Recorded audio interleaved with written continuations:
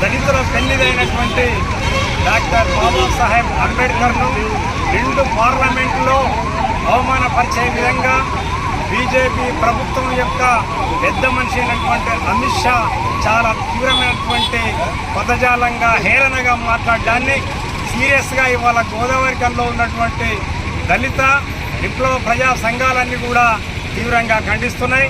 ఏదైతే భారతీయ జనతా పార్టీ అధికారంలోకి వచ్చినప్పటి నుండి కూడా ఈ దేశంలో ఉన్నటువంటి పౌర హక్కులపైన ప్రజా సంఘాలపైన విప్లవోద్యమం పైన తీవ్రమైనటువంటి దాడిని కొనసాగిస్తూనే ఈ దేశంలో ఉన్నటువంటి మైనార్టీ ప్రజలు ఈ దేశ పౌరులు కాదన్నట్టుగా ఇవాళ ముస్లింలు క్రైస్తవులపైన కూడా పెద్ద ఎత్తున దాడులు చేస్తూ ఇది ఒక హిందూ దేశంగా ప్రకటించాలనేటువంటి ఒక కపట పన్నాగంతో కుట్రతో ఇవాళ దానికి అడ్డుగా ఉన్నటువంటి రాజ్యాంగాన్ని తొలగించేటువంటి కుట్రను కూడా ఇవాళ భారతీయ జనతా పార్టీ ఇవాళ ప్రయత్నం చేస్తుంది.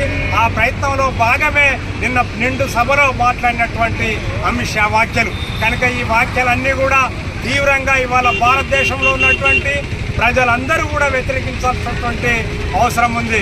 70 ఏళ్లకు పైగా మనం ఈ దేశానికి స్వతంత్రం వచ్చినప్పటి నుండి కూడా మన రాజ్యాంగాన్ని మనం గౌరవిస్తున్నాం. రాజ్యాంగం ఇచ్చినటువంటి హక్కుల రక్షణ కోసం హక్కులపై ఆధారపడి ఇవాళ ప్రజలు ప్రజాస్వామ్యవాదులందరూ కూడా ఇవాళ పాలకులు చేస్తున్నటువంటి తప్పుల్ని ప్రశ్నిస్తున్నటువంటి పరిస్థితి. ఇవాళ రాజ్యాంగమే లేకపోయినట్టయితే ఇవాళ మనం మనుషులుగా చూడలేనటువంటి ఒక మనస్ఫూర్తిగా కొన్ని వేల లక్షల సంవత్సరాల క్రితం అమలు చేసినటువంటి మనస్ఫూర్తిని ఇవాళ మనం చూసేటువంటి పరిస్థితి ఉండే.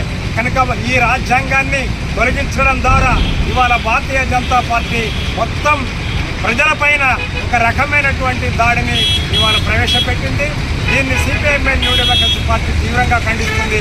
అమిత్ షా వ్యాఖ్యలు ఏవైతే ఉన్నాయో వీటిని వెంటనే వెనక్కి తీసుకోవాలని కూడా భారతీయ జనతా పార్టీని మేము కోరుతా ఉన్నాం.